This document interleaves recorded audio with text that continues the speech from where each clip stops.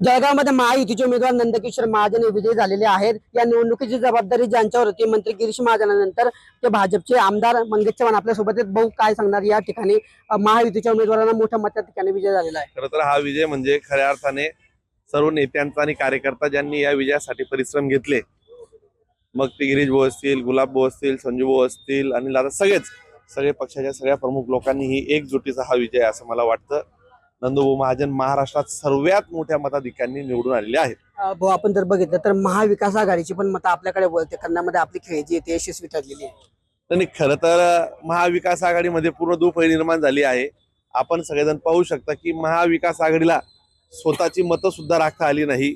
महाविकास आघाडीच्या प्रमुख लोकांनी स्वतः मतं केली नाही। मला असं वाटतं की महाविकास आघाडीमध्ये एक वाक्यता नसल्यामुळे हे सगळं प्रकार झालेला आहे। आनंद कसा आनंद आहे आपल्या जागेचा या ठिकाणी? अगदी मनापासून आनंद राहील सगळ्यांना। इतकं मोठं ज्याला आपण म्हणतो की महाराष्ट्रातले सगळ्यात मोठा लीड हा या जागेला मिळालेला आहे। जवळजवळ 96-97% मतं ही एकट्या उमेदवाराला मिळाली आहे।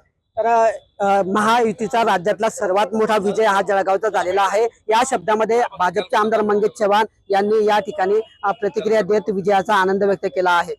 कॅमेरा पर्सन शर्गिल कुरेशीसह किशोर पाटील, TV9 मराठी, जळगाव।